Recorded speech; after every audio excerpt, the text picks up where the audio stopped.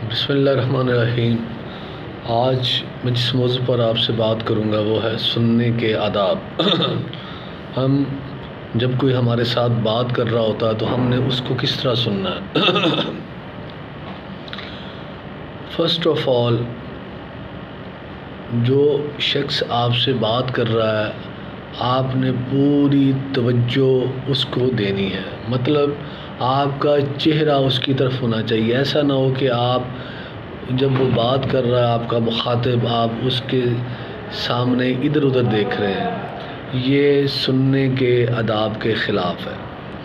اور کوشش کریں جب وہ شخص بات کر رہا ہے تو اس کی بات کو پورے غور سے سنیں، اور دوران گفتگو ہم نے اس کی بات کو کاٹنا نہیں ہے، کیونکہ اگر وہ غلط بات بھی کر رہا ہے جب پوری بات وہ کر لے گا تو پھر ہم نے اینڈ پہ اس کو جب پوری بات کرے گا تو ہمیں سمجھ آئے گی نا وہ بات کیا کر رہا ہے، اس کے میں کیا غلطی ہے۔ اگر ہم نے اس کو درمیان سے کاٹ دیا تو ہم کیسے سمجھ سکتے ہیں کہ وہ کون سی غلط بات کر رہا ہے اور کہاں پہ اس کی غلطی ہے؟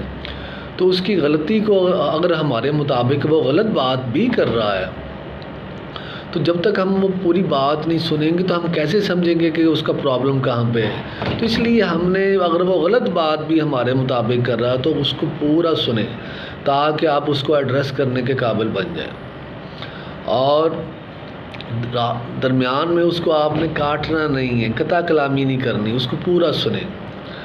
اور پھر اس کی بات میں جو آپ کے سوالات آپ کے دماغ میں پیدا ہو رہے ہوتے ہیں آپ اینڈ پہ پھر اس سے پوچھیں کہ یہ آپ نے بات کی ہے، یہ پوائنٹ مجھے سمجھ نہیں آیا، اس کو رپیٹ کریں۔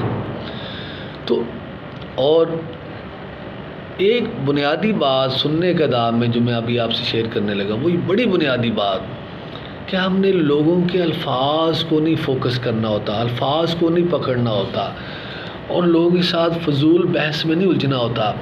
یہ ہو سکتا ہے کہ ہمارے پاس یا دوسروں کے پاس بولنے کے لیے پراپر ورڈز نہ ہو، بعض کا ایسا ہوتا ہے وہ جو مخاطب ہے ہمارے ساتھ بات کرنے والا ہے اس کے پاس پراپر ورڈز نہیں ہے، مناسب الفاظ نہیں ہے، وہ کہنا کچھ اور چاہ رہا ہے لیکن وہ الفاظ کچھ اور یوز کر رہا ہے، لیکن ہمیں بات سمجھ آ جاتی ہے۔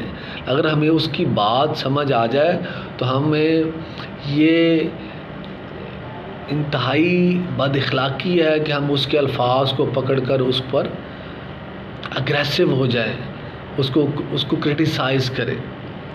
یہ ہو سکتا ہے، یہ ہمارے ساتھ بھی ہو سکتا ہے، دوسروں کے ساتھ بھی ہو سکتا ہے۔ اگر ہم الفاظ پہ فوکس کریں گے، مطلب کو نہیں سمجھیں گے، مفہوم کو نہیں سمجھیں گے، تو اس سے یہ ہوتا ہے کہ لرننگ کا سلسلہ بند ہو جاتا ہے، سمجھنے کا سلسلہ بند ہو جاتا ہے، اور گفتگو کے فضول ٹریک پر چڑھ جاتی ہے، جس سے ٹائم اور انرجی کا ضیاع ہوتا ہے، اور ہم نے ایسا نہیں کرنا ہوتا۔ اللہ سے دعا ہے کہ اللہ تعالیٰ میں دین کی سمجھ عطا فرمائے۔ جزاک اللہ۔ السلام علیکم۔